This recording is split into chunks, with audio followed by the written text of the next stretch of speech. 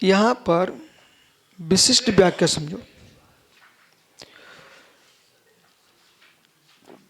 जो सद्भूत है वो असद्भूत है,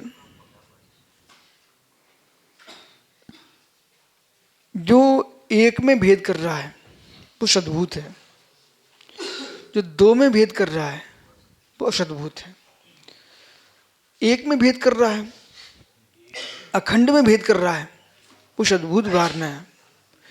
ज्ञान दर्शन स्वाभावी आत्मा, तो ज्ञान दर्शन स्वाभावी आत्मा, इसमें गुण पर्यादी व्याख्या अखंड एक में भेद किया है। अलग से एक में ही सब कुछ होता है। सद्भूत व्यवहार में एक में ही सब कुछ होगा, दो भी नहीं होगा, अलग कुछ नहीं लगेगा। असद्भुत व्यवहार न है।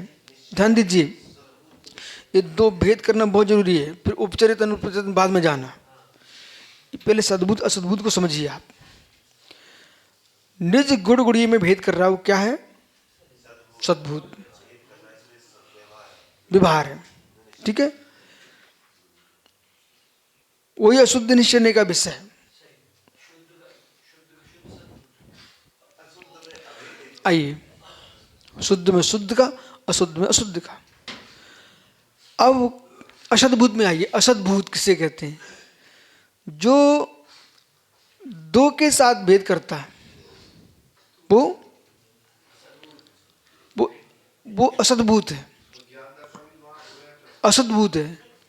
अब क्या असद्भूत है, क्या सद्भूत है?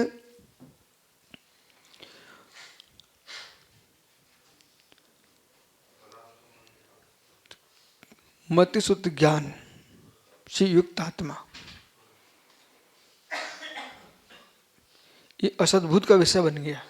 बोलो कैसे बन गया? मति शुद्ध स्वाभावी आत्मा, ये असद्भूत का विषय है बेटा। क्यों है? क्योंकि उन्होंने कर्म सापेक्ष ग्रहण किया है दो के साथ। मति शुद्ध जो है ना, शुद्ध स्वभाव नहीं है, कर्म सापेक्ष है। ठीक है, अभी कुछ बोलो मत, जितना उतना सुनो आप। कोई पर्याय नहीं ग्रहण करना आपको। जो पर्याय में कर्म सापेक्ष मत शुद्ध बोल रहे हैं, तो सूक्ष्म भाव है, कर्म सापेक्ष है, उसे तुमने ज्ञान शुद्ध, ज्ञान दर्शन कहा, ये सद्भुत का विषय बन गया। और मत शुद्ध बोला है ना, ये असद्भुत का विषय बन रहा है। समझ में आ रहा है क्या? मत शुद्ध में दो वस्तु हो गई, कर्म सापेक्ष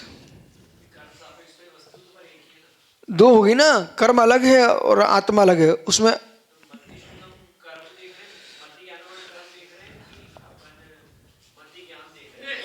मति ज्ञान श्रुति ज्ञान में हम कर्म देख रहे हैं साथ में, सूक्ष्म।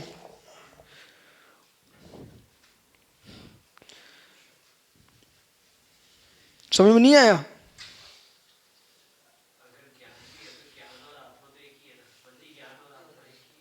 नहीं है, ज्ञान सामान्य बोलो, वो आत्मा।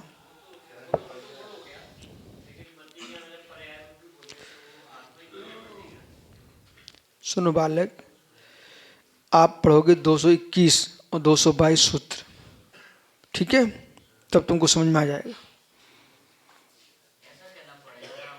तो भिन्न भिन्न विषय असद्भुत व्यवहार है, तो भिन्न विषय करने में असद्भुत। जैसे एक स्थान पर भेड़ें बैठी हुई हैं, ठीक है। अशुद्ध निश्चय ने क्या बोला?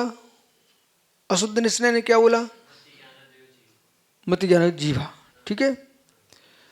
और अशुद्ध निश्चय ने सद्भूत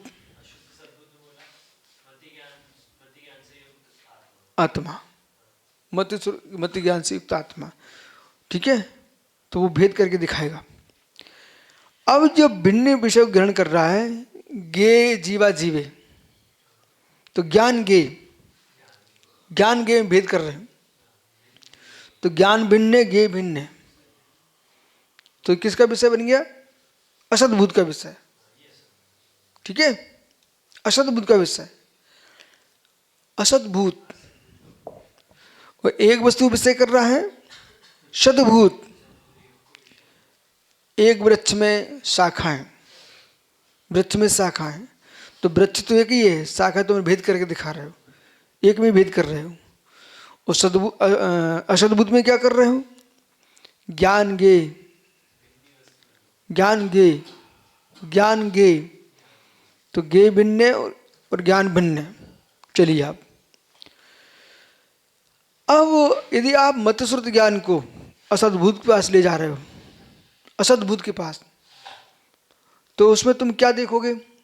ज्ञान कर्म भिन्न है, आत्मा भिन्न है, ठीक है। और वैसे लगाओगे तो अशुद्ध निश्चय है, अशुद्ध सद्भूत। चलिए अब सूत्र कौन सा आज कौन सा पढ़ना है? 21 पढ़ना है। तत्रैक वस्तु विषयः सद्भूत व्यवहारः, उसमें एक विषय करना है, सद्भूत व्यवहारना है। एक को विषय बनाता है, सद्भूत व्यवहारना है। वृक्ष एक है, लगी शाखा भिन्न है, तथापि वृक्षीय है, शाखा में फिर वृक्षीय है, सद्भूत व्यवहारना है। नए गुड़ गुड़ी का भेद कथन करते, गुड़ गुड़ी का भेद कर रहा है, भिन्न नहीं है, पर समझाने के संज्ञा लक्षण प्रयोजन, संज्ञा लक्षण प्रयोजन की दृष्टि से, ठीक है। किंतु प्रदेशत की अपेक्षा से भिन्न नहीं है, ये सद्भूत का विषय है,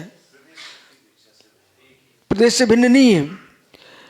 ये इसलिए जोर दे रहे हैं हम कि आपको जब उपचरित सद्भूत असद्भूत की व्याख्या करेंगे तब तो आपको अलग से समझ में आएगा। ये भेद अच्छा समझ लो। सद्भूत अभिन्न को देखता है, असद्भूत भिन्न को देखता है, ठीक है। अभी इसमें उपचार नहीं लग रहा है, शेष कल मिलेंगे।